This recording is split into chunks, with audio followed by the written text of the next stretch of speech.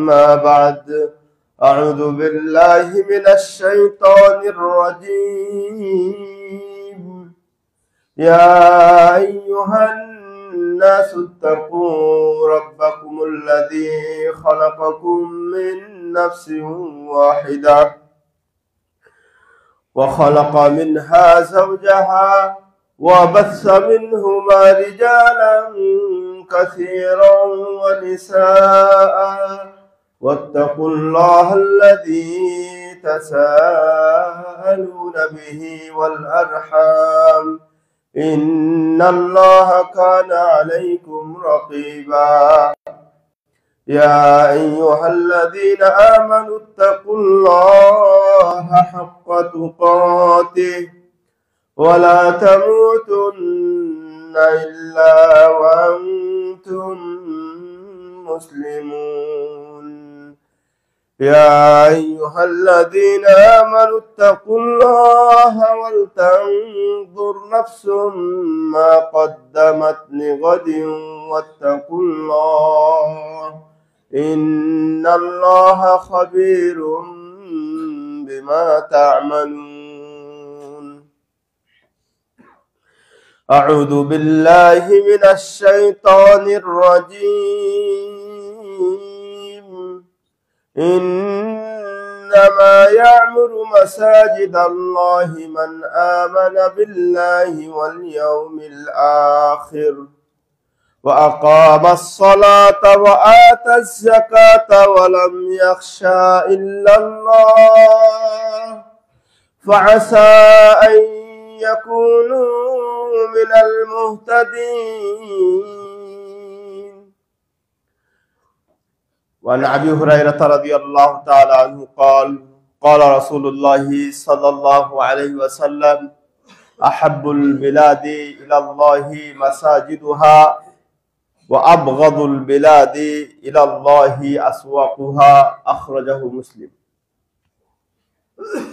মুআজ্জাজ হাজিরিন, প্রিয় মুসল্লিয়ানে কেরাম, পর্দার আড়ালের মা ও বোনেরা, অনলাইনে যে সকল দর্শক শ্রোতা পরবর্তীতে দেখবেন, সকল প্রশংসা আল্লাহ সুবহানাহু ওয়া তাআলার জন্য, যে আল্লাহ সুবহানাহু ওয়া তাআলা আমাদেরকে সুন্দর রেখেছেন, সুস্থ রেখেছেন, মসজিদের আবাদকারী হিসাবে আমাদেরকে কবুল ও মঞ্জুর করেছেন। সর্বোপরি কুরআন এবং সহিহ সুন্নাহ অনুযায়ী যারা চলতে চায় তাদের মধ্য হতে আমাদেরকে বানিয়েছেন, তৌফিক দিয়েছেন। এজন্য আল্লাহ সুবহানাহু ওয়া তাআলার শুকরিয়া জ্ঞাপন করি। সকলে বলি আলহামদুলিল্লাহ। সালাত ও সালাম বর্ষিত হোক আমাদের নবী, সর্বোত্তম নবী, সর্বশ্রেষ্ঠ নবী মুহাম্মদ ইবনে আব্দুল্লাহ আলাইহিস সালাতু ওয়াস সালামের উপর, যে নবী এই পৃথিবী পরিবর্তনের অন্যতম কেন্দ্র বা সেন্টার হিসাবে মসজিদকে ব্যবহার করেছেন, যে নবী তার উম্মতের কল্যাণের জন্য মসজিদমুখী হতে বলে গেছেন, সেই নবীর উপরে সালাত ও সালাম। আল্লাহুম্মা সাল্লি আলাইহি আল্লাহুম্মা বারিক আলাইহি। মুআজ্জাজ হাজিরিন, আজকে আমরা কমন একটি বিষয়, অথচ ইসলাম এটাকে অত্যন্ত গুরুত্বের সাথে দেখেছে এমন একটি বিষয় নিয়ে আলোচনা করব। বিষয়টি হচ্ছে মসজিদের গুরুত্ব, প্রয়োজনীয়তা, উপকারিতা এবং মসজিদের আদাব, এগুলো বিষয়ে কথা বলি। আমরা সচরাচর বিভিন্ন বিষয় নিয়ে কথা বলি, মসজিদে বলি, এখানে বলি, সেখানে বলি, মসজিদ নিয়ে কথা বলা হয় না, এরকম না ব্যাপারটা। তো আমি চিন্তা করলাম আজকে আর মসজিদটাও চিন্তা করলাম, মসজিদটাও উন্নয়ন দরকার, মসজিদ নিয়ে কিছু কথা বলি। ওমা তাওফীক ইল্লা বিল্লাহ আলাইহি তাওয়াক্কালতু ওয়া ইলাইহি উনীব। প্রথমত আল্লাহ সুবহানাহু ওয়া তাআলা পৃথিবীতে অনেক স্থান সৃষ্টি করেছেন, তাই না? অনেক দেশ বা অনেক স্থান সৃষ্টি করেছেন। তার মধ্যে সবচেয়ে আল্লাহর কাছে প্রিয় যে দেশ, যে স্থান, সেটি হচ্ছে মক্কা। যে শহর, সেটা হলো মক্কা। এমনি ভাবে পৃথিবীতে হাজারো আল্লাহর ঘর আছে, হাজার না কোটি কোটি আল্লাহর ঘর আছে, তাই না? কোটি কোটি আল্লাহর ঘর অর্থাৎ মসজিদ আছে। এই মসজিদের মধ্যে হতে সর্বোত্তম মসজিদ, আল্লাহর কাছে সবচেয়ে বেশি প্রিয় মসজিদ কোনটি? বাইতুল্লাহ, আল্লাহর কাবা বা আমাদের কাবা, কিবলাতুল মুসলিমিন। এর পরবর্তীতে মসজিদে নববী, মদিনার যে মসজিদ নবী সাল্লাল্লাহু আলাইহি ওয়াসাল্লাম যেটা নির্মাণ করেছিলেন, এরপরে মসজিদে আকসা। এমনি ভাবে আমাদের এই যে বাংলাদেশে গুলশানে কত ভালো ভালো বাংলো, ফ্ল্যাট এখানে সেখানে আছে, ধানমন্ডিতে আছে, বাড়িধারাতে আছে, অনেক জায়গায় আছে। এই সমস্ত এই ধরনের ঘরের মানে ক্ষেত্রে কোন ঘরগুলো এই আমাদের এই ছোটখাটো মসজিদ না গুলশানের বড় সবচেয়ে ধনীর বাংলো? কার কাছে আল্লাহর কাছে কোনটা প্রিয়? আল্লাহর কাছে মসজিদ প্রিয়। মসজিদ আল্লাহর কাছে সবচেয়ে প্রিয়। এই জন্য আমরা বলি আল্লাহর ঘর। আল্লাহ কেমন? আল্লাহকে সাধারণ? আল্লাহ সকল বাদশার বাদশা, রাজার রাজা, রাজ অধিরাজ, তার বাড়ি আমরা বলি এটা। আমাদের রাজাদের বাড়ি এরকম, কিন্তু আপনি রাজার বাড়ি যতই বলুন না কেন, যতই আলিশান কারবার করুন না কেন, যত টাইলস ডেকোরেশন করুন না কেন, ওই রাজার বাড়ি, ওই মহারাজার বাড়ি কি এই রকম সম্মান পায়? এরকম সম্মান পায় না। তাহলে কেন এই যে ছোটখাটো ঘর আল্লাহর ঘর বলছি আর এত সম্মান? এইগুলো নিয়ে কথা বলা দরকার আছে বলে মনে করলাম, এই জন্য বলছি। প্রথমত ঘর সেটা টিনের ছাপড়া হলেও আমরা কত সম্মান, কত পবিত্রতা অর্জন করি কে আল্লাহকে, এবং সেটাকে আমরা অত্যন্ত সম্মানের দৃষ্টিতে দেখি। কারণটা কি? এই ঘরটা সম্পৃক্ত হয়েছে, এই ঘরটা সংযুক্তি ঘটেছে আল্লাহর দিকে, তাই না? বাইতুল্লাহ আল্লাহর ঘর। এই জন্য টিনের ছাপড়া হতে পারে, এই হাফ বিল্ডিং হতে পারে, টাইলস হতে পারে, কিন্তু আল্লাহর ঘরই যখন বলা হবে তখন তার মান, মর্যাদা, পবিত্রতা পৃথিবীর সমস্ত ঘর, বাড়ি, প্রাসাদ, বাংলো থেকে অনেক অনেক গুণ ঊর্ধ্বে। মসজিদ কাকে বলে? মসজিদের সংজ্ঞায় কেউ কেউ বলেছেন যে কুল্লু মাকানিন ইয়াসজুদু ফিহি ইউকালু লাহু মসজিদ। মসজিদ ওই সকল স্থানকে বলা হয় যেখানে সিজদা করা হয়। এই ধরনের সংজ্ঞা বলা হয়েছে, সংজ্ঞায়িত করা হয়েছে, কিন্তু এটা পারফেক্ট মানে খুব সুন্দর সংজ্ঞা হয়নি। আমার অনেক সংজ্ঞা দেখেছি, অনেক সংজ্ঞা পড়েছি। আমার কাছে যে সংজ্ঞাটা পারফেক্ট মনে হচ্ছে, আশা করি আপনাদেরকে মনে হবে, সেটা হচ্ছে শাইখুল ইসলাম ইবনু তাইমিয়া রাহিমাহুল্লাহ সুন্দর একটি সংজ্ঞা দিয়েছেন। সেটা হলো কি? কুল্লু মাকানিন বুনিয়া লি ইউসাল্লা ফিহি আস-সালাতুল খামস। প্রত্যেক ওই স্থান বা ঘর এই জন্য নির্মাণ করা হচ্ছে সেখানে 5 ওয়াক্ত সালাত ছাড়া অন্যান্য নামাজ পড়া হবে, সেটাকে মসজিদ বলা হবে। এটা ভালো হয়েছে না? আপনি এক জায়গায় ঘরে সিজদা করলেন, ঘরকে মসজিদ বলতে পারবেন? রাস্তায় ঘাটে নামাজ পড়ি, মাঠে নামাজ পড়ি, সিজদা করলেই কি মসজিদ হয়ে যাচ্ছে? হ্যাঁ, ওটা রূপক অর্থে, বাহ্যিক অর্থে হতে পারে, কিন্তু মসজিদ বলতে আমরা যেটা বুঝি, শরিয়াত যেটা বুঝিয়েছে, ইসলাম যেটা বুঝিয়েছে, সেই মসজিদ বা তার হুকুম আহকাম কিন্তু ওই স্থানে অ্যাপ্লাই করা যাবে না, বা সেই মানে হুকুম আহকাম ওখানে প্রয়োগ করা যাবে না। এই জন্য মসজিদের সংজ্ঞা যেটা ইবনে তাইমিয়া দিয়েছেন এটাই সুন্দর, যে ওই সকল ঘর, স্থান, মসজিদ যেখানে 5 ওয়াক্ত সালাত ছাড়া অন্যান্য বিভিন্ন ইবাদত, অন্যান্য সালাত পড়া হয়, সেই স্থানকে বলা হয় মসজিদ। এখন মসজিদের গুরুত্ব কি? মসজিদের গুরুত্বের জন্য এই পয়েন্টটা যথেষ্ট যে এটা আল্লাহর ঘর। এর চাইতে আর গুরুত্ব লাগে যে এটা আল্লাহর ঘর। এটা বঙ্গভবন না, এটা আরো কত ভবন না, কি বলে হাউস হোয়াইট না, হোয়াইট হাউস না, এগুলো ওই সমস্ত না। এটা হলো কোন house? House of Allah, house of lord Allah. এর উপরে আর কিছু আছে? তাহলে এর গুরুত্ব কেমন? আল্লাহ সুবহানাহু ওয়া তাআলা এর গুরুত্ব এমন দিয়েছে, আল্লাহু আকবার। ওই বাবরি মসজিদ কেমন, কত বছর আগে, তারপরে কত শত বছর আগে স্বাভাবিক একটা মসজিদ ভেঙেছে। পুরো পৃথিবীর মুসলিমরা দেশে দেশে মিছিল, তাদের হৃদয়ে রক্তক্ষরণ হয়েছে, কত কি মানে ঘটে গেছে ইতিহাসে। কারণটা কি? এটা হচ্ছে আল্লাহর ঘর ভেঙেছে বলে। আল্লাহর ঘর ভেঙেছে বলে আল্লাহর ঘর ভেঙেছে বলে আমরা পৃথিবীর সকল মুসলমান মিছিল মিটিং প্রতিবাদ প্রোটেস্ট করেছি, তাই না? দেখেছেন আল্লাহর ঘরের গুরুত্ব কেমন? কারণ আল্লাহর ঘর, আমাদের রব হলেন আল্লাহ, তার ঘর, অতএব এটা অত্যন্ত গুরুত্ব। এবার গুরুত্বে চলে আসে, এই যে মসজিদের গুরুত্ব কি? প্রথমত এখানে দেখুন পৃথিবীর যত ভালো কাজ আছে, পৃথিবীর যত ভালো কাজ আছে, উৎকৃষ্ট কাজ আছে, সেগুলো মসজিদ কেন্দ্রিক। সেটা হলো কি? নামাজ পৃথিবীর অন্যতম শ্রেষ্ঠ, ইসলামের অন্যতম একটি শ্রেষ্ঠ ইবাদত, সেটা কি করা হয়েছে? মসজিদ কেন্দ্রিক করে দেওয়া হয়েছে, তাই না? এবং শুধু তাই নয়, এই মসজিদ যাতে আবাদ হয়, এটা যাতে সচল থাকে, পরিষ্কার পরিচ্ছন্ন থাকে, এই জন্য আল্লাহর নবী কি বলেছেন? ও মুসল্লিরা, ও আমার উম্মতরা, তোমরা তোমাদের সালাতগুলোকে মসজিদে বাজামাত পড়ো, তাহলে আফদাল মিন 27 সালাত, তাহলে একাকী নামাজ পড়ার চাইতে 27 গুণ সওয়াব পাবে। অর্থাৎ এই মসজিদে জামাত করে যদি বাড়িতে এক ওয়াক্ত নামাজ পড়ো, তাহলে একটা ওয়াক্তের এক ওয়াক্ত, মানে জোহরের সালাত জোহর পাবেন, বাস একটা। কিন্তু যখন আপনি মসজিদে আসলেন, মসজিদের গুরুত্ব দেখেন, আপনার ওই একই সালাতকে, একটা সওয়াবকে 27 গুণ করে দিল। সুবহানাল্লাহ। কিসের কারণে? মসজিদের কারণে।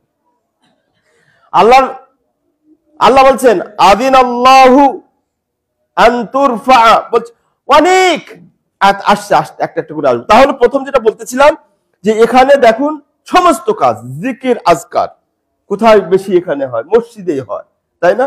এখানে কি করা হয়? জুমা আদায় করা হয়, এখানে মানে ইতিকাফ করা হয়, সবকিছু মসজিদ কেন্দ্রিক। সর্বোপরি আমরা যদি আমাদের নবীর জীবনীটা দেখি, নবী সাল্লাল্লাহু আলাইহি ওয়াসাল্লামের সময় রাষ্ট্র পরিচালনা করতেন কিন্তু মসজিদ থেকে। এবং এই মসজিদ এমন একটি ইউনিভার্সিটি, যে ইউনিভার্সিটি পৃথিবীতে এমন একটি জেনারেশন তৈরি করেছে, বের করেছে। আবু বকর, উমর, উসমান, আলী, মুআদ বিন জাবাল, এরকম আবু মুসা আল-আশআরী, আব্দুল্লাহ ইবনে মাসউদ, আব্দুল্লাহ ইবনে আব্বাস, এই ধরনের বড় বড় ইসলামী স্কলার এইরকম একটা জেনারেশন বের করেছেন। কোথা থেকে? ওই হার্ভার্ড ইউনিভার্সিটিতে পড়েছিলেন নাকি তারা, নাকি ক্যামব্রিজে, নাকি অক্সফোর্ডে? কোন ইউনিভার্সিটি নাই, মসজিদে পড়েই তারা এরকম একটা জেনারেশন বের হয়েছিল, তাই না? তাহলে কত কি ছিল, কি আছে? এছাড়াও মসজিদ দেখুন, মসজিদ আপনাকে আমাকে কি করছে? যেমন 5 ওয়াক্ত সালাতের জন্য আমাদের একত্রিত করছে, এর মধ্যে দেখুন আমার এবং আপনার মধ্যে পরিচিতি ঘটাচ্ছে, একটা সম্পর্ক স্থাপন করছে, সুদৃঢ় সম্পর্ক। আপনিও আসুন, আমিও আসি, 5 ওয়াক্ত মসজিদে এসে আমরা একে অপরের হাল হাকিকাত অবস্থার খোঁজ খবর নিতে পারছি। কেমন আছেন, সুস্থ আছেন, অসুস্থ আছেন, ভালো আছেন, খারাপ আছেন, সব এখানে এসেই কিন্তু আমাদের এটা হচ্ছে না? তাহলে আমাদের এই মসজিদ আমাদেরকে কি করছে? আমাদের এই মুসলমানদের মধ্যে একটা ঐক্যের ভিত্তি স্থাপন করছে, আমাদের সম্পর্ককে ডিপ এবং গাঢ় করছে, সমৃদ্ধ করছে।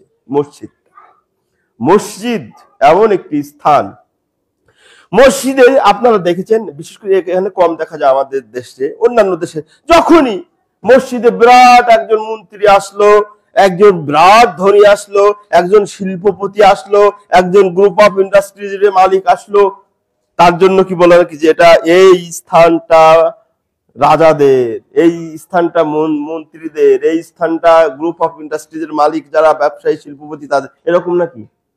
নাকি একজন দাঁড়িয়েছে, একজন রিক্সাওয়ালা সাধারণ শ্রমিক এসে তার ওই, আপনি যেই হন না কেন, আপনি মন্ত্রী মিনিস্টার যেই হন না কেন, যত বড় ধনী শিল্পপতি হন না কেন, আপনার পাশে এসে একজন রিক্সার শ্রমিক দাঁড়িয়ে যাচ্ছে, আপনার পাশে এসে একদম সাধারণ দিনমজুর গরিব মানুষ 3 বেলা খেতে পায় না, সেই মানুষ কিন্তু আপনার পাশে দাঁড়াতে মানে সুযোগ পাচ্ছে।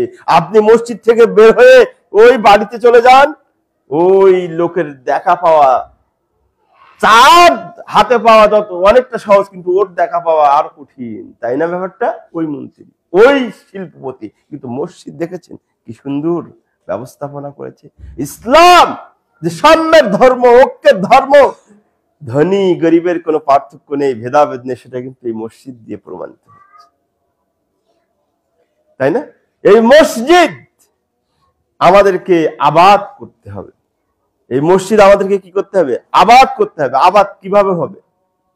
টাইলস করে, সুন্দর সুসজ্জিত করে, ডেকোরেশন করার মাধ্যমে শুধু না, বরং এটাকে নামাজ পড়ার মাধ্যমে, বিভিন্ন হালাকা ইসলামিক জ্ঞান চর্চার মাধ্যমে, লাইব্রেরি খোলার মাধ্যমে, এখানে জ্ঞান ভিত্তিক বিভিন্ন প্রোগ্রাম করার মাধ্যমে এটাকে কি করতে হবে?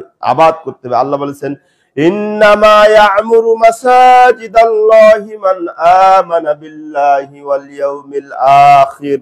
মসজিদকে আবাদ করে, মসজিদ নির্মাণ করে, আবাদ করে কারা? মান আমানা বিল্লাহ, যারা আল্লাহর প্রতি ঈমান এনেছে, ঈমানদার যারা, তারাই এই মসজিদকে আবাদ করে। তাহলে মসজিদে যারা আসবে তারা বোঝা যাবে ঈমানদার। ঈমানদার ছাড়া মসজিদে আসে না। তারপরে কি বলছে? ওয়াকামাস সালাহ, মসজিদে এসে নামাজ পড়তে হবে। ঠিক আছে, তাহলে এটার আবাদ হবে নামাজের মাধ্যমে। মসজিদের আবাদ হবে কিসের মাধ্যমে? নামাজের মাধ্যমে। নামাজ ছাড়া মসজিদ যতই টাইলস করুন, সুসজ্জিত করুন, মসজিদের আবাদ হয় না। এই মসজিদ পবিত্র রাখতে হবে, ঠিকই আছে, সুন্দর রাখতে হবে, কারণ আল্লাহ সুবহানাহু ওয়া তাআলা তার দুই নবী, আনতাহিরা বাইতিয়া লিত-তায়ফিনা ওয়াল আকিফিনা ওয়ার রুকআইস সুজুদ, আল্লাহ সুবহানাহু ওয়া তাআলা ইব্রাহিম আলাইহিস সালাতু ওয়াস সালাম এবং ইসমাঈল আলাইহিস সালাতু ওয়াস সালামকে বলেছিলেন, তোমরা দুইজন এই ঘরটাকে পরিষ্কার পরিচ্ছন্ন রাখো, যারা নামাজি, এখানে রুকু করবে, সিজদা করবে, তওয়াফ করবে, ইতিকাফ করবে, তাদের জন্য। তাহলে এটা পরিষ্কার পরিচ্ছন্ন রাখো। আদাবে চলে যাবে, আদাবে আসবে। এটা মসজিদ সাধারণ জিনিস না। কারণটা কি দেখুন, মসজিদের গুরুত্ব এমন যে পৃথিবীর শ্রেষ্ঠ মানুষ কারা? নবী রাসূলগণ। নবী রাসূলগণ, নবী রাসূলের গানের প্রথম কাজ কি ছিল? প্রথম কাজ কি ছিল? মসজিদ বানানো। আল্লাহ তো নিজে বানিয়েছেন কাবাকে, আউয়ালু বাইতিন উদিআ লিন-নাস বিবাক্কাতা মুবারাকান ওয়া হুদাল লিন-নাস। আল্লাহ স্বয়ং প্রথম যে বাড়ি বানিয়েছেন দুনিয়াতে, সেই বাড়িটা কি জানেন? আউয়ালু বাইতিন, প্রথম বাড়ি আল্লাহ নির্মাণ করেছেন, সেটা কি? কাবা শরীফ, বিবাক্কাতা মক্কাতা মুবারাকা ওয়া বারাকাতুল্লাহ, তাই না? এটা হলো আল্লাহ বানিয়েছেন। আমাদের নবী যখন হিজরাতের পরে, মক্কাতে তো সুযোগ পাননি, আর এবং মক্কা তো আল্লাহ বানিয়ে দিয়েছেন। মদিনাতে যখন গেলেন, পৃথিবীর শ্রেষ্ঠ মানুষ, যার মতো মানুষ আসে নাই, নেই, আসবেন না, সেই মানুষটি মদিনাতে যখন আগমন করলেন হিজরত করে, প্রথম কাজ কি করলেন? কোনটা? মসজিদে কুবা বানালেন। কুবাতে গিয়ে যখন পৌঁছালেন, কুবাতে গিয়েছেন প্রথম জীবনে, ফার্স্ট টাইম। ওখানে পরিবেশ পরিস্থিতি তো ওইভাবে জানেন না, কিন্তু গিয়ে প্রথম যে কাজ করলেন সেটি কি?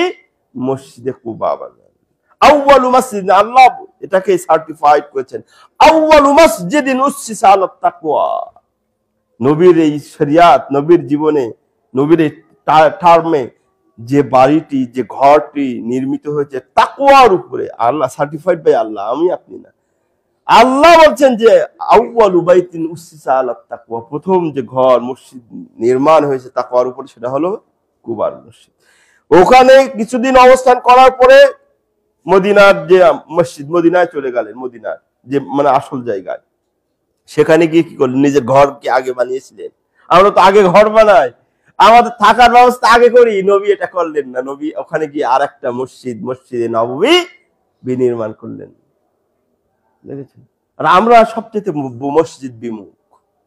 মসজিদ এমন স্থান, এমন জায়গা, আল্লাহ নবী সাল্লাল্লাহু আলাইহি ওয়াসাল্লাম বলেছেন কি? কুল্লু খাতওয়াতিন ইয়াখতুহা আহাদুকুম, প্রত্যেক তোমাদের মধ্যে যদি কেউ একটা স্টেপ মসজিদের দিকে দেয়, কিসের দিকে? মসজিদের দিকে দেয়, আহাদুকুম সালাত বলছে লিকুল্লি খুতওয়াতিন, প্রত্যেকটি স্টেপ, প্রত্যেকটি পা ফেলানোর বদৌলতে, বিনিময়ে তাকে কি করা হয়? বলছে ইউরফাউ বিহা দারাজা, তার একটি সম্মান বৃদ্ধি করা হয়, একটি সওয়াব লেখা হয়। একটি রিওয়ায়াত, এটা মুসলিমের রিওয়ায়াত। আর ওয়ায়ুম হা বিহি আনহা সাইয়্যা, আর একটা করে গুনাহ মাফ হয়। সুবহানাল্লাহ বলবেন না? পৃথিবীতে এমন কোন ঘর আছে, পৃথিবীতে এমন কোন ঘর আছে যেখানে আপনি একটা করে স্টেপ দিলে একটা করে সওয়াব পাবেন আর একটা করে গুনাহ মাফ হবে? সুবহানাল্লাহ। কি গুরুত্ব মসজিদে!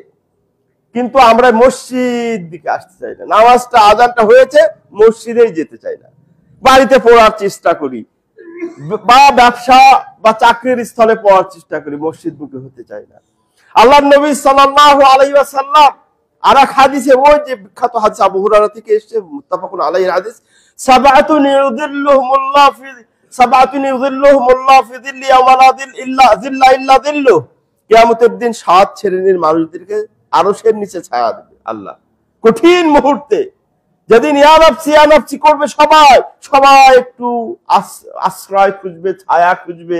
এই রৌদ্রের তাপে এদিকে নিচে পানি আর পানি, ঘর্ম ঘাম ইত্যাদিতে পানি আর পানি, একটা নিরাপদ জায়গা দরকার। সেই সময় আল্লাহ 7 শ্রেণীর মানুষদেরকে এই আরশের নিচে ছায়া দিবেন। তার ভিতরে একজন রাজুলুন কালবুহু মুআল্লাকুম বিল মাসাজিদ, ওই ব্যক্তিকে আল্লাহ ছায়া দিবেন কি আরশের নিচে, যার অন্তর মসজিদের সাথে টানানো, লটকানো, মসজিদ সম্পৃক্ত, খালি মসজিদ মসজিদ। আল্লাহর নবী আরেক হাদিসে বলেছেন, রাজুলুন কলবুহু মুআল্লাকুন বিল মাসাজিদ, এটা তো আছে, এর সাথে সাথে বলছেন ইন্তিজারুস সালাহ ফাযালিকুমুর রিবাত।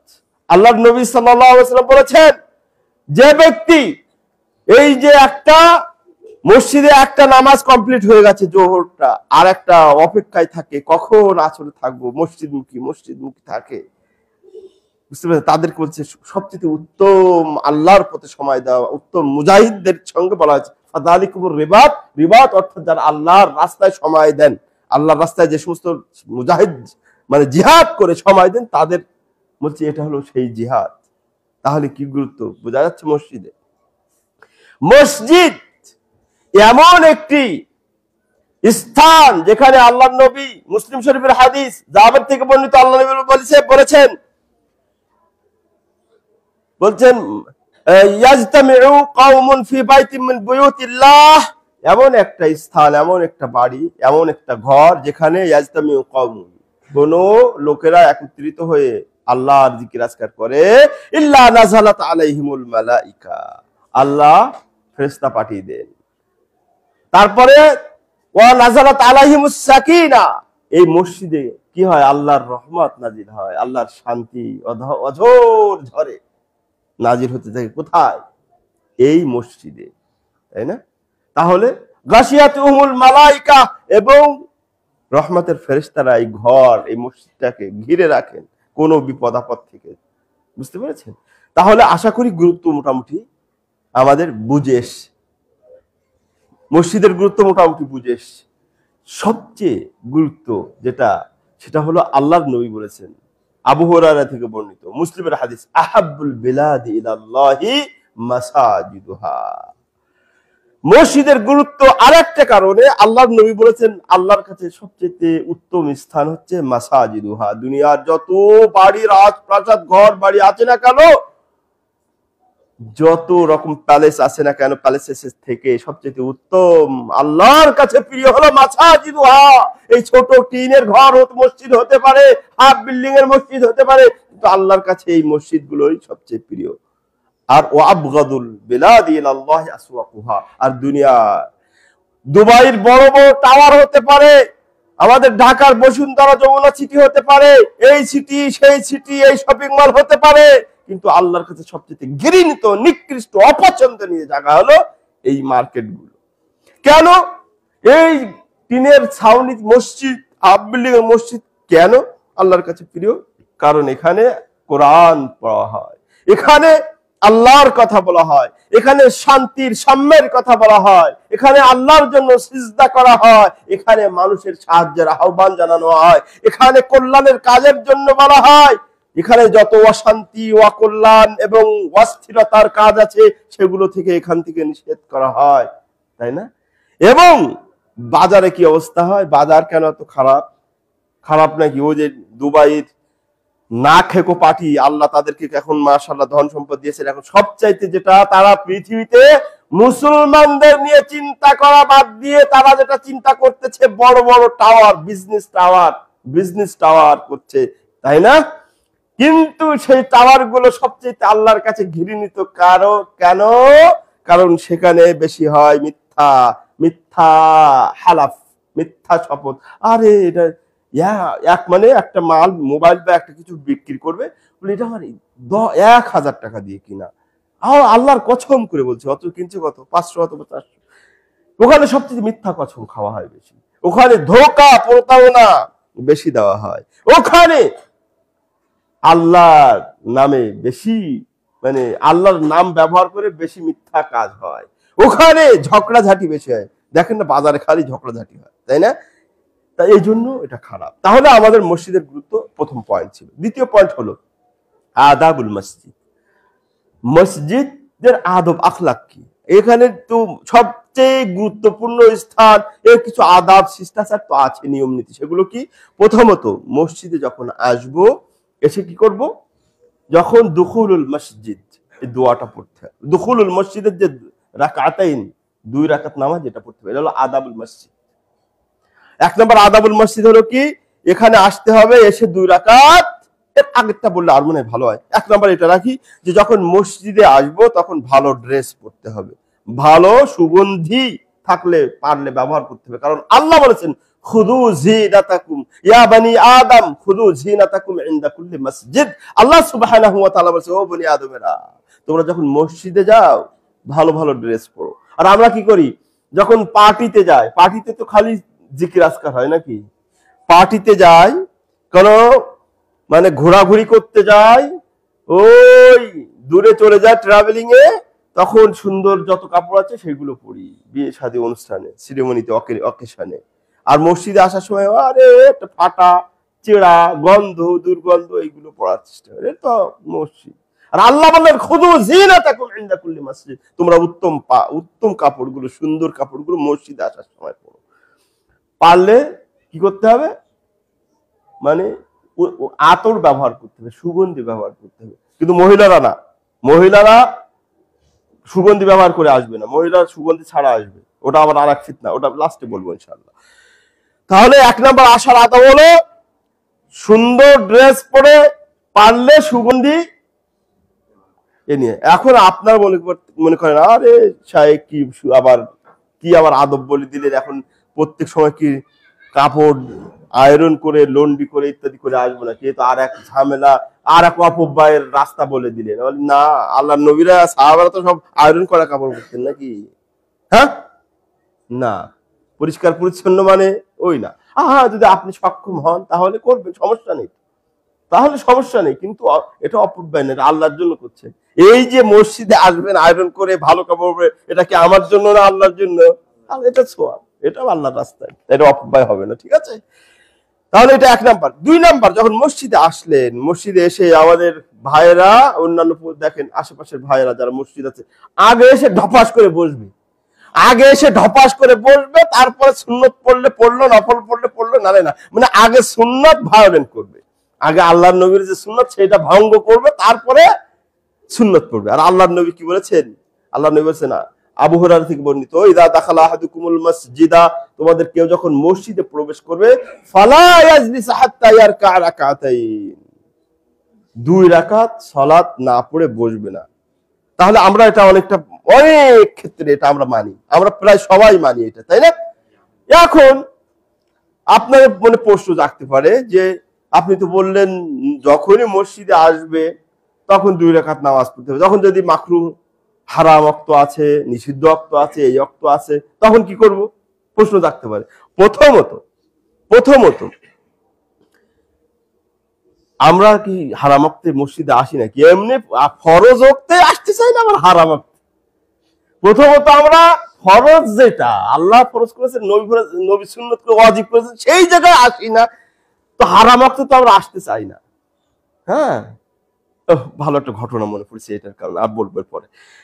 তাহলে প্রথমত এটা আমরা আসি না। যদি আসেন তাহলে কি নিষিদ্ধ ওয়াক্তে আসলেন, তাহলে কি 2 রাকাত পড়া যাবে কিনা এ ব্যাপারে আলেম ওলামাদের দুটো মতামত পাওয়া যায়। একটা হলো একদল আলেম বলেছেন ঠিক আছে, এখানে আল্লাহর নবী এটাকে উন্মুক্ত বলেছেন, আম ভাবে বলেছেন, ইযা দাখালা আহাদুকুমুল মসজিদ, যখনই মসজিদে প্রবেশ করবে তখনই 2 রাকাত পড়বে, সেটা নিষিদ্ধ ওয়াক্ত হোক আর নিষিদ্ধ ওয়াক্ত না হলে তো কোনো সমস্যা নেই, তাই না?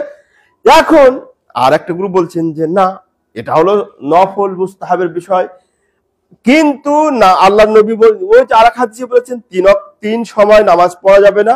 একটা হলো কি, যখন সূর্য উদয় হয়, সূর্য মাথার উপরে থাকে, আর যখন সূর্য অস্ত যায়, এই সময় কি করব? পড়বো না। কারণটা যারা বলেছেন যে ওই 3 সময় নিষিদ্ধ সময় পড়া যাবে না, তাদেরটা আমার কাছে স্ট্রং মনে হয়েছে, যদিও আমাদের সালাফগণ অনেক বড় বড় আলেমগণ পড়ার পক্ষে কথা বলেছেন, কিন্তু আমার গবেষণা আপনাদেরকে জানাচ্ছি, আমার দৃষ্টিতে মনে হয়েছে ওই নিষিদ্ধ সময় না পড়াই উত্তম। এই কারণে যে আপনি নিষিদ্ধ সময় আসলেন, এসে আপনি না বসে একটু দাঁড়িয়ে তাসবিহ তাহলিল করুন, না বসে কি করুন? তাসবিহ তাহলিল করুন, তারপরে একটু পরে তো আজান দিবে, তারপরে পড়লেন, তাহলে কি হলো? 2টো হাদিস আপনার পালন হয়ে গেল। কটা হাদিস পালন হলো? নিষিদ্ধ ওয়াক্তে নামাজ না পড়ার হাদিসও পালন হলো, একটু পরে বসার আগে দাঁড়িয়ে আছেন, যে আজান দিবে সাথে সাথে 2 রাকাত পড়ে বসে গেলেন 2টো। আর দ্বিতীয় যে কারণ, উসুল আছে ইসলামে, একটা উসুলিল কায়দা, সেটা হচ্ছে আন খাস, যে এখানে খাস করা হয়েছে যে 3 টাইমে পড়া যাবে না, এটাকে খাস বলা হয়। খাস বা নির্দিষ্ট একটা বিধান, নির্দিষ্ট একটা বিষয়, এটাকে আম বা উন্মুক্ত বিষয়ের উপরে সবসময় প্রাধান্য দেয় ইসলাম পরিভাষা। সেই হিসাবে আমরা হারাম টাইমে না পড়ে অপেক্ষা করবো, পরবর্তীতে পড়বো। তো যেটা বলতেছিলাম, তাহলে 2 রাকাত পড়তে হবে, এটা একটা আদাব। আদাবুল মসজিদের আরেকটা আদাব হলো, আমরা মসজিদে যখন আসবো, পেঁয়াজ মরিচ বা এই ধরনের বিড়ি সিগারেট যেগুলো, এই ধরনের এগুলো খেয়ে আসবো না। আল্লাহ নবী সাল্লাল্লাহু আলাইহি ওয়াসাল্লাম বলেছেন, ইযা আকালা আহাদুকুমুল বাসালা ওয়াস-সাওমা ওয়াল কুররাসা ফালা ইয়াকরুবান্না মাসাজিদানা।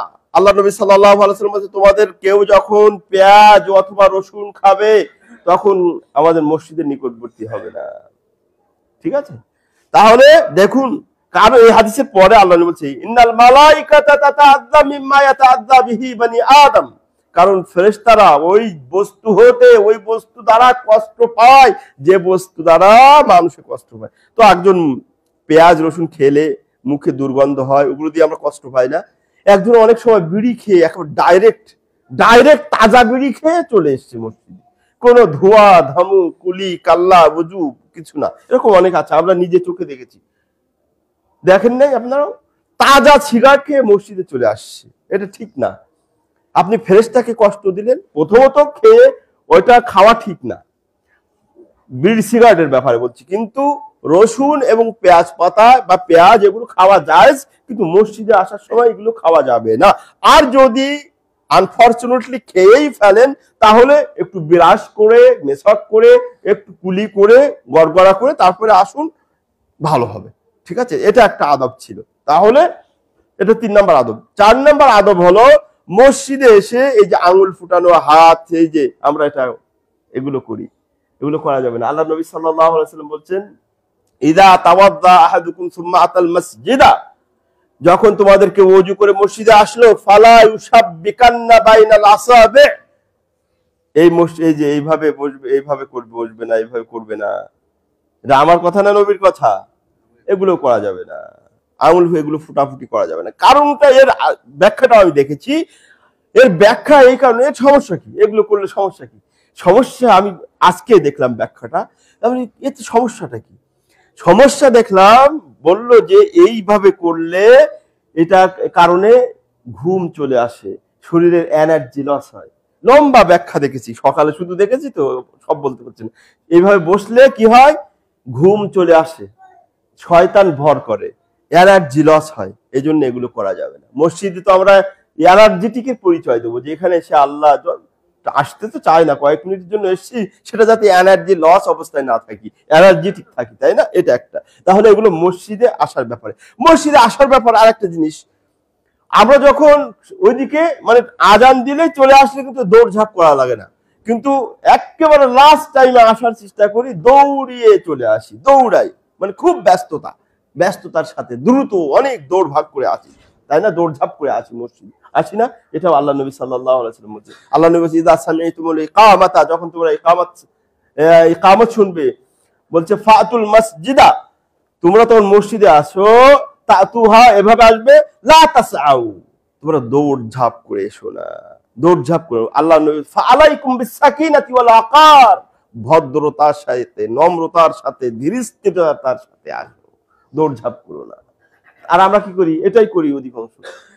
তারপর বলছেন, যেটা ওই আস্তে ধীরে এসেছো, এসে যতটুকু পেয়েছো মুসল্লি ইমাম সাহেবকে অতটুকু কমপ্লিট করো, আর বাদ বাকি যেটা ছুটে গেছে সেটা পরবর্তীতে ইমামের সালামের পরে কি করে পড়ে নেবে। এগুলো হলো মসজিদের আদাব। আমরা যেটা বলতেছিলাম একটা ঘটনার কথা, মসজিদের গুরুত্বের ভিতরে এটা চলে যায়।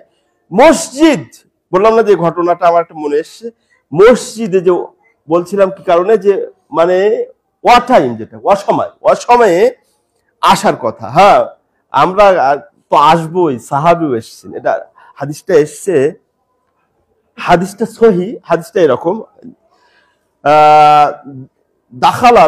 দাখালা রাসূলুল্লাহ সাল্লাল্লাহু আলাইহি ওয়াসাল্লাম, দাখালা রাজুলুন ফি মসজিদ ফি গায়রি ওয়াক্তিস সালাহ, হাদিসের ইবারত বলছি, দাখালা রাজুলুন মিনাল আনসারি ফিল মসজিদ বিগায়রি ওয়াক্তিস সালাহ। একদা আনসারি এক ব্যক্তি মসজিদে অসময়, মানে সচরাচর যেটা ঢুকে মানুষ সেই সময় ছাড়া অসময় ঢুকেছে। ফায়ুকালু লাহু আবু উমামা, তার নাম হলো আবু উমামা। আল্লাহ নবী সাল্লাল্লাহু আলাইহি ওয়াসাল্লাম বলেন, ফাকালা লাহু, আবু, মানে রাসূলুল্লাহ সাল্লাল্লাহু আলাইহি ওয়াসাল্লাম আবু উমামাকে বলছেন, মাল্লাযী আদখালাকা ফি হাদাল ওয়াক্তি, বলছে তোমাকে কিসে নিয়ে এসেছে এই অসময় মসজিদে, কি কারণে তুমি মসজিদে এসে বসে আছো? আল্লাহর নবীর এই প্রশ্নের উত্তরে ওই সাহাবী আবু উমামা বলছেন, ইয়া রাসূলুল্লাহ, লাযামাতনিল হুমুম ওয়াদ-দুয়ুন, কেন যে আসছি রাসূলুল্লাহ শুনবেন, লাযামাতনিল হুমুম ওয়াদ-দুমুম, দুশ্চিন্তা, টেনশন, ডিপ্রেশন, দেনা, ঋণের ঠেলা, চিন্তায়, দুশ্চিন্তা চলে এসেছে, এসে একাকিত্ব ফিল করছে, একটু আল্লাহর এখানে শান্তি নিতে এসেছি। বলছে তাই, তোমার ঋণের সমস্যা, এই সমস্যা? বলছে হ্যাঁ ইয়া রাসূলুল্লাহ। বলছে তোমাকে আলা উখবির, বলছে তোমাকে এমন একটি জিনিস শিখাবো না, যেটা তুমি যদি বলো, তুমি যদি পড়ো, তাহলে তোমার ঋণ শোধ হয়ে যাবে, আবার শুনেন, আবার তোমার যে টেনশন, দুশ্চিন্তা, ডিপ্রেশন, এগুলো সব শেষ হয়ে যাবে। শিখাবো না? তখন আল্লাহ বললো, ইয়া রাসূলুল্লাহ, কালা বালা ইয়া রাসূলুল্লাহ। সাহাবী বললেন, অবশ্যই শিখাবেন না, মানে শিখান। আল্লাহ নবী বলছেন, কুল, নামাজের পরে বলবে, নামাজের পরে শব্দ আছে কি আমার মনে আসছে না, বলছে এটা বলবে, আল্লাহুম্মা ইন্নী আউযু বিকা মিনাল হাম্মি ওয়াল হুজনি, এই দোয়াটা পড়ো। আল্লাহুম্মা ইন্নী আউযু বিকা মিনাল হাম্মি ওয়াল হুজনি, হে আল্লাহ, আমি তোমার কাছে আশ্রয় প্রার্থনা করছি, মিনাল হাম্মি ওয়াল হুজনি, দুশ্চিন্তা, টেনশন থেকে, ওয়াল আজজি ওয়াল কাসলি, এবং এই আজ, অপারগতা থেকে, ওয়াল কাসলি, অলসতা থেকে, ওয়াল জুবনি, কাপুরুষতা থেকে, ওয়াল বুখলি, কৃপণতা থেকে, এবার ওয়া গালাবাতিদ দাইনি ওয়া কাহরির রিজাল, ঋণের বোঝা থেকে তোমার কাছে আশ্রয় প্রার্থনা করছি, ওয়া কাহরির রিজাল, এবং ওই ঋণগ্রস্ত ব্যক্তির যে ধমক, অপমান করার যে কথাগুলো, এই সমস্ত কথা থেকে তোমার কাছে, যারা ঋণ দেয় বা ঋণ দাতা কি করে, কাহরির রিজাল, ধমক দেয়, ওই বেটা ঋণ দিস না করে, আমার টাকা নিছিস, এইগুলো থেকে আল্লাহ নবী শিক্ষা দিলেন। এই সাহাবী বলছেন যে আমি এটা পড়লাম সকালে, ওই টাইমে, সন্ধ্যার পরে দেখি আমার সব ঋণের ব্যবস্থা হয়ে গেল, ঋণ পরিশোধের ব্যবস্থা। সুবহানাল্লাহ। হাদিস আমরা কিচ্ছা বলি না, সব সহিহ হাদিস, এবং হাদিস থেকে কোট করে বললাম। তাহলে মসজিদ দেখেছেন ঋণের ব্যবস্থা করে দেয়, ঋণ উদ্ধারের, তাহলে মসজিদমুখী হতে হবে। তাহলে আমরা আবার ফিরে যাই ওই যে আদাবের দিকে, আদাব বলতেছিলাম, মসজিদের আদাব। মসজিদের আদাবের আর একটা হলো যে দোয়া পড়তে হবে মসজিদে, মানে দুখুলুল মসজিদ, খুরুজুল মসজিদ, এগুলোকে আপনারা চিন্তা করেছেন? দেখুন, আপনি মসজিদে যখন ঢুকছেন কি বলছেন? আল্লাহুম্মা ইন্নী আসআলুকা মিন ফাদলিকা, আল্লাহ তোমার জন্য ব্যবসা বাণিজ্য কারবার লেনদেন সব অফ করে স্টপ করে চলে এসেছি তোমার ইবাদত করতে। অতএব আল্লাহুম্মা ইন্নী আসআলুকা মিন ফাদলিক, তোমার করুণা, তোমার রহমত, তোমার ধন সম্পদ বরকত যা আছে সবই আমি চাচ্ছি। দেখেছেন কি দোয়া। আপনি একটু ব্যবসা বন্ধ করে এসেছেন, কয় টাকা লস হবে মনে হচ্ছে, আল্লাহর কাছে বলুন আল্লাহুম্মা ইন্নী আসআলুকা মিন ফাদলিক, তোমার রহমত, তোমার করুণা, তোমার ধন সম্পদ দেওয়ার যা আছে সেগুলো আমি চাচ্ছি। আবার যখন বের হচ্ছেন ইবাদত ছেড়ে আল্লাহুম্মা ইন্নী আসআলুকা মিন ফাদলিক, আল্লাহ আবার বলছি তোমাকে আল্লাহ, আল্লাহুম্মা ইন্নী, হে আল্লাহ আমি তোমার কাছে চাচ্ছি তোমার ফাদল, তোমার অনুগ্রহ, তোমার অনুকম্পা, তোমার দয়া চাচ্ছি। সুবহানাল্লাহ। দেখেছেন কত সুন্দর। তাহলে এগুলো পড়তে হবে। হ্যাঁ, ও একটু ভুল হয়ে গেছে। আল্লাহুম্মা আফতাহলি আবওয়াবা রাহমাতি, প্রবেশের দোয়া ছিল কি আল্লাহুম্মা আফতাহলি আবওয়াবা রাহমাতি। দেখেন আরো সুন্দর, জাযাকাল্লাহ খাইর। আল্লাহুম্মা আফতাহলি আবওয়াবা রাহমাতি, আল্লাহ তোমার ঘরে ঢুকতেছি। এখানে তো ওই যে আরেকটা হাদিস শুনিয়ে দিছি একটু আগে, এটা হলো কি এখানে রহমত আর বরকত আর সব এখানে নাজিল হয়। তোমার হাদিসে এসে মুসলিম শরীফের জাবের থেকে হাদিস শুনেছি, অতএব আল্লাহুম্মা আফতাহলি, আমার জন্য খুলে দাও তোমার আবওয়াবা রাহমাতিক, তোমার রহমতের যত দরজা আছে সব আমার সামনে খুলে দাও। সুবহানাল্লাহ। আবার যখন শেষ করছে আল্লাহুম্মা ইন্নী আসআলুকা মিন ফাদলিক, তোমার করুণা চাচ্ছি, তোমার রহমত চাচ্ছি, তোমার বরকত চাচ্ছি, তোমার যা দেওয়ার আছে সব চাচ্ছি। তাহলে এগুলো ঠিক রাখতে হবে। এটা হলো মসজিদের আদব। এখন মসজিদের আদব, তাই না, আরো আছে 12টার মধ্যে থাক, সময় যাবে না, শেষ হয়ে যাবে। এখন মসজিদে মহিলারা, এই যে এত গুরুত্বপূর্ণ এত কিছু, এখন মসজিদে মহিলারা আসতে পারবে কিনা, এটা একটা মাসলা না। মসজিদে আসা, মহিলাদের জন্য আসা, এই নিয়ে তো চরম অবস্থা, এই নিয়ে তো আমাদের মধ্যে আর অন্যদের মধ্যে চরম বাদাবাদি। তাদের বড় বড় আল্লাহ বলছে আমরা নাকি মসজিদে আসার ফতোয়া দেই, মসজিদে যা বলে বলে, এটা এখানে বলতেও লজ্জা করে, আপনারা শুনেছেন হয়তো। নাউযুবিল্লাহ। এটা কি আমরা ফতোয়া দিয়েছি না আল্লাহর নবীর ফতোয়া? মসজিদে আসবে মহিলা, আমার ফতোয়া না নবীর ফতোয়া? হাদিস কি আমাদের না নবীর হাদিস? আল্লাহর নবী ইবনে উমর থেকে বর্ণিত, মুসলিমে এসেছে, অন্যান্য জায়গায় এসেছে, লা তামনাউ আমা আল্লাহি মাসাজিদাল্লাহ, তোমরা আল্লাহর এই সমস্ত বান্দীদেরকে মসজিদে যাওয়া থেকে নিষেধ করো না। কিন্তু আল্লাহর নবী দেখেন, আল্লাহর নবীর ভাষ্য তো নিজের পক্ষ থেকে না, আল্লাহর পক্ষ থেকে বলছে ওয়া বুয়ুতুহুন্না খায়রুল লাহুন্না, কিন্তু বাড়ি তাদের জন্য কল্যাণ, কিন্তু এটা আসা জায়েজ, তাদের জন্য এটা জায়েজ। আল্লাহর নবী অনুমোদন করে গেলেন, জায়েজ করে গেলেন। আপনি আমি যদি এটাকে নিয়ে কটাক্ষ করি, আমরা যদি এর বিরোধিতা করি, তাহলে হাদিসের বিরোধিতা করা মানে আমার বিরোধিতা করা না নবীর বিরোধিতা করা।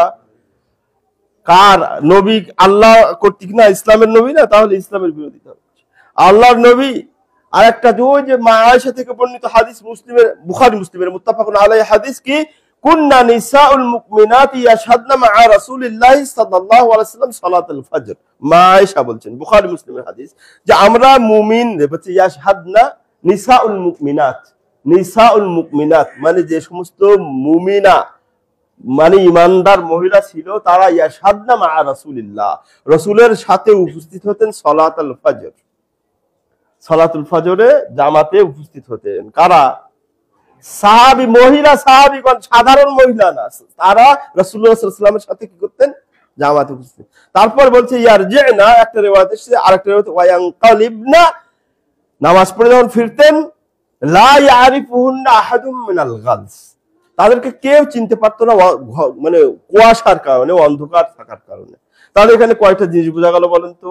একটা হলো মহিলারা যদি যেতে চায় সেই রকম নিরাপত্তা থাকে। আমাদের এই সমস্ত এখনকার এই সোসাইটি কঠিন, কিন্তু এটা তো রসুলের যুগে ওই নিরাপত্তা সব সেফটি আর সিকিউরিটি সব ইনশিওর ছিল তখন। এখনো যদি থাকে, যেমন মসজিদে নববীতে, কাবাতে, ওই ধরনের ওই সমস্ত ওগুলোর ব্যাপারে, হ্যাঁ, কিন্তু এখন যদি এই সমস্ত জায়গায় আসতে চাই, একটু রিস্ক নেওয়া যাবে না। তো এখান থেকে যেটা বোঝা যায় যে মহিলা যদি আসতে চায়, সেরকম পরিবেশ থাকে, নিশ্চিত থাকে, সবকিছুর সেফটি আর সিকিউরিটির নিশ্চয়তা থাকে, তাহলে তারা আসতে পারবে। এটা আমার কথা না নবীর কথা? তারপরে ফজর পড়তে হবে একটু অন্ধকার করে। আর আমাদের বন্ধুরা পড়ে, আমি ফজর পড়ি, পড়ে একটু কিছু যদি কোরআন পড়ি বা কিছু সময় 10-15 মিনিট মানে অতিবাহিত করে যখন এই কোনোদিন ঢাকায় আসি বা হাঁটতে আসি, তারপরে দেখি আমাদের ভাইয়েরা নামাজে আছে, তখন কিন্তু পুরোই ফর্সা, তাই না? গেল। আল্লাহ নবী সাল্লাল্লাহু আলাইহি ওয়াসাল্লাম আরেক হাদিসে বলেছেন, খায়রু সুফুফির রিজালি আউয়ালুহুম, পুরুষদের উত্তম কাতার হলো আগের কাতার, খায়রু নিসাইন খায়রু সুফুফিন নিসা, আর মহিলাদের উত্তম কাতার হলো পিছের কাতার। তাহলে এগুলো দিয়ে কি বোঝা যাচ্ছে যে ওরাও কাতারে শামিল হতে পারবে। আরেকটা নবীর হাদিস শুনিয়ে এটা শেষ করি। সেটা হলো যে আল্লাহর নবী সাল্লাল্লাহু আলাইহি ওয়াসাল্লাম বলেছেন যে আমি ইচ্ছা পোষণ করি যে আমি সালাতটাকে লম্বা কিরাতে লম্বা টাইম ধরে পড়বো, কিন্তু আমি যখন হিনা আসমা বুকা আসবি, যখন আমি বাচ্চাদের কান্না শুনি, মহিলাদের সাথে থাকা বাচ্চাদের কান্না শুনি, তখন আমি মানে সালাতটাকে সংক্ষিপ্ত করি তার মায়ের দিকে তাকিয়ে। তাহলে বোঝা যাচ্ছে যে মহিলারা ওই সময় বাচ্চা নিয়ে নবীর সাথে নামাজ পড়তেন। তাহলে এই হাদিসগুলো দ্বারা বোঝা যায়, কি বোঝা যায়? যে মহিলারা আল্লাহর নবীর যুগে জামাতে নামাজ পড়তেন, মসজিদে আসতেন। কিন্তু আমাদের এখন কি করা হচ্ছে, আমরা যারা এটাকে জায়েজ বলছি, আমরা তো ওয়াজিব বলছি না, আমরা পুরুষের জন্য ওয়াজিব ফরজ বলি, কিন্তু মহিলাদের জন্য এটাকে আমরা কি বলি, জায়েজ বলি। এই সমস্ত দলিলের ভিত্তিতে আমরা জায়েজ বলছি। এবার আমাদের বিরুদ্ধে তথাকথিত কিছু আল্লামা মুফতিরা বলছে আমরা নাকি মহিলাদের সাথে চটর পটর করার জন্য আমরা নাকি মসজিদে আনার ব্যবস্থা করছি, বলে না বড় বড় তারা নাকি খতিবে কাঙ্গাল, না বাঙ্গাল বলে জন্য বলে খতিবে কাঙ্গাল, এই হলো তাদের ভাষা। এর চেয়ে আরো স্লাজ, আমি তো মেম্বারে দাঁড়িয়ে আর বললাম না, ওরাও আমরা বলতেও পারি না, এত খারাপ ব্যবহার করেছে। এ হলো অবস্থা। তাহলে মসজিদ গেল। এবার মসজিদের গুরুত্বটা এতক্ষণ বুঝেছেন না বুঝেন নাই, আদবও বুঝলেন। আল্লাহর ঘর, এই আল্লাহর ঘরকে ও ইন্ডিয়ায় ভাঙলে আপনারা দাঁড়িয়ে যাচ্ছেন, মিছিল করছেন, মিটিং করছেন, ওরে বাবার ইমানের জোর কি, যশ কি, তেজ কি, সব ঠিক আছে, ওকে, ভেরি গুড, আই অ্যাপ্রিসিয়েট। কিন্তু যখন আমাদের দেশে আমিন বলার কারণে মসজিদ ভাঙছে, জ্বালিয়ে দিচ্ছে, পুড়িয়ে দিচ্ছে, তখন আপনারা জান কোথায় ওই তাওহীদি জনতা, তখন আপনাদের ইমান কি নেতিয়ে যায় না পচিয়ে যায় না কি বলে তেনা হয়ে যায়? হ্যাঁ, আপনারা অন্য দেশে আল্লাহর ঘর ভাঙছে, আপনারা রাজপথ কাঁপিয়ে দিচ্ছেন, বাইতুল মুকাররমের আশেপাশে মিছিল মিটিং এ মানে প্রকম্পিত করে দিচ্ছেন, আবার একটা মসজিদে একটু আমিন বলেছে বা রসুলের তরিকায় নামাজ পড়েছে বলে মসজিদ ভেঙে দিচ্ছেন, মসজিদ পুড়িয়ে দিচ্ছেন, জ্বালিয়ে দিচ্ছেন। এক্সেস বলছি নাকি সঠিক? হ্যাঁ, কোথায়? আল্লাহর ঘরকে জ্বালাচ্ছেন। মসজিদ টিনের ছাপটা হতে পারে, ঘর কার? আল্লাহ। হাফ বিল্ডিং হতে পারে, ঘর আল্লাহর, সেই মসজিদ জ্বালিয়ে দিচ্ছেন, পুড়িয়ে দিচ্ছেন। ভেবে দেখছেন কি? একটু ভাবার আহ্বান জানাচ্ছি, অনুরোধ করছি। আল্লাহ বলেছেন, ওমান আযলামু মিম্মান মানাআ মাসাজিদাল্লাহি আইয়ুযকারা ফিহা ইসমুহু ওয়া সাআ ফি খারাবিহা। ওমান আযলামু, এর চাইতে জালেম আর কেউ হতে পারে না। কিসের তরজমা করছি বলেন তো? আয়াতের। ওমান আযলামু মিম্মান মানাআ মাসাজিদাল্লাহ আইয়ুযকারা ফিহা ইসমুহু, তার চাইতে জালেম আর কেউ হতে পারে না যারা অন্যদেরকে আল্লাহর জিকির আজকার হবে সেগুলো থেকে নিষেধ করে, ও সাফি খারাবিহা, এবং ওই ঘরকে মানে ভেঙে ভেঙে তছনছ করে দেয়, ধ্বংস করে দেয়, তার চাইতে জালেম আর দুনিয়ায় হতে পারে না। তাহলে যারা তাওহীদি জনতা নাম ধরে নারায়ে তাকবীর স্লোগান দিয়ে গিয়ে মসজিদ ভাঙছেন, একটু চিন্তা করুন। ওটা আমার ঘর না, ওটা মাদানী সাহেবের ঘর না, ওটা অমুক সাহেবের ঘর না, ওটা ঘর কার? আর আপনি গিয়ে ভাঙছেন। দিল কাঁপে না, অন্তর কাঁপে না? আল্লাহর কাছে যে হিসাব নিকাশ দিতে হবে এই ভয় কি করে না? অতএব আসুন, আপনাদের কোনো আপত্তি থাকলে, থাকবেটা কেন, এটাই তো, থাকতে দেওয়া যাবে না, তো আল্লাহর ঘর নিয়ে আপত্তি করছেন। ইন আদার হ্যান্ড, আপনার অন্য বাতিল ফিরকা যারা, মানে যারা মুসলমানই নেই, তাদের ঘরগুলো ভাঙছে, যেখানে সিজদা আল্লাহ বলছে ওয়ান্নাল মাসাজিদা লিল্লাহ ফালা তাদউ মা আল্লাহি, মসজিদ সিজদার স্থান কার জায়গা? আল্লাহর জায়গা, এখানে আল্লাহর কথা হবে। কিন্তু ওই কাবরে গিয়ে, মাজারে গিয়ে কি করছে? সিজদা করছেন না? মাজারে গিয়ে সিজদা করা হচ্ছে, কবরে গিয়ে সিজদা করা হচ্ছে, ওখানে গিয়ে দোয়া করা হচ্ছে, সেগুলো ভাঙেন না তো? সেগুলোর কাছে তো মিছিল মিটিং নিয়ে যাচ্ছেন না? যেখানে সহি সুন্নাহ অনুযায়ী নামাজ পড়ার জন্য একটু ইট খাড়া করেছে, একটু টিন খাড়া করেছে, সেগুলো ভেঙে দিচ্ছেন। আপনার ইমান ইসলামের শত্রু যারা, তারা হাজার সংস্থা খুলে হাজারো ঘর নির্মাণ করছেন, নামটা নাই নিলাম, বুঝতে পেরেছেন তো কারা? ওই ওয়েস্টার্ন অল থেকে এসে এসে বিরাট বিরাট চার্চ নির্মাণ করছে, গির্জা নির্মাণ করছে, মন্দির নির্মাণ করছে, টেম্পল, এই সেই কত কি নির্মাণ করছে। এগুলো ভাঙতে তো শুনলাম না। ওখানে কি আল্লাহর কথা বলা হয় না আল্লাহর সাথে শিরিক করা হয়? ওখানে আল্লাহর শিরিকের জন্য, আল্লাহর শিরিক মানে ওখানে কি সালিব, যেটা আল্লাহর শিরিক। গির্জাগুলো সবই আল্লাহর শিরিক, তিন আল্লাহ, ওখানে তিন আল্লাহকে মানা, এটা শিরিক না? সেগুলো ভাঙার নামে আমরা ভাঙার জন্য উৎসাহিত করছি না। আবার এটাও আবার খেয়াল দেখেন, কারণ সবার আপন আপন ধর্ম মানার অধিকার ইসলাম দিয়েছে, কিন্তু ওগুলোর ব্যাপারে তো আপনাদের মাথা ব্যথা নেই। মাথা ব্যথা মুসলমান নাম নিয়ে আবার তাওহীদি জনতা সেজে আল্লাহু আকবার বলে গিয়ে মসজিদ ভাঙছেন। একটু চিন্তা করুন, একটু চিন্তা করুন। আল্লাহ আমাদেরকে মসজিদ মুখী হওয়ার তৌফিক দান করুন, মসজিদকে আবাদ করার তৌফিক দান করুন, এবং মসজিদ বিনির্মাণ করার জন্য একটু উৎসাহী হন। পরিশেষে এই হাদিসটা বলেই এই বিষয় শেষ করি। আল্লাহর নবী বলেছেন, মান বানা লিল্লাহি মাসজিদান বানাল্লাহু লাহু বাইতান ফিল জান্নাত। সুবহানাল্লাহ বলেন। আল্লাহ বলেছেন, মান বানা লিল্লাহি মাসজিদান, যে ব্যক্তি আল্লাহর সন্তুষ্টির জন্য মসজিদ বিনির্মাণ করবে, সেটা একাকি করে দিতে পারেন, মানে এখানে হেল্প হতে পারে, যতটুকু সাহায্য করেন, আল্লাহ কি পুরস্কার রেখেছেন? বানাল্লাহু লাহু বাইতান ফিল জান্নাহ, তার জন্য আল্লাহ জান্নাতে বাড়ি নির্মাণ করেন। সুবহানাল্লাহ। আমরা তো সবাই চাই গুলশানে একটা বাড়ি থাকলে ভালোই হতো। আপনারা স্বীকার করেন আর না করেন, এটা মনে সবার আশা, গুলশানে একটা থাকলে ভালোই হতো, বাড়িধারায় আরটা থাকলে তো কথাই নেই, আরো ভালো হতো, উত্তরা থাকলে তো আরো ভালো। জান্নাত তো মানে এই বাড়িধারার সাথে পারবে না, নাকি? জান্নাত কি গুলশানের সাথে পেরে উঠবে? আপনার কি মনে হয়? আরে ফকির নির্দেশের একটা দেশের শহর, এটা ফকির নির্দেশ বাংলাদেশ, সেই জায়গার শহর হলো কি গুলশান। ওখানে বাড়ির জন্য খুব চিন্তা চেতনা, আশা আকাঙ্ক্ষা, কিন্তু আল্লাহ বলছেন, ও বান্দারা বান্দিরা, আমার ঘর নির্মাণ কর, আমি তোদের ঘর নির্মাণ করবো জান্নাতে। সুবহানাল্লাহ। আল্লাহ তৌফিক দান করুন, বলেন আমিন। ইন্নাল্লাহ তাআলা জাওয়াদুন কারীমুন মালিকুম বাররুর রাউফুর রাহিম।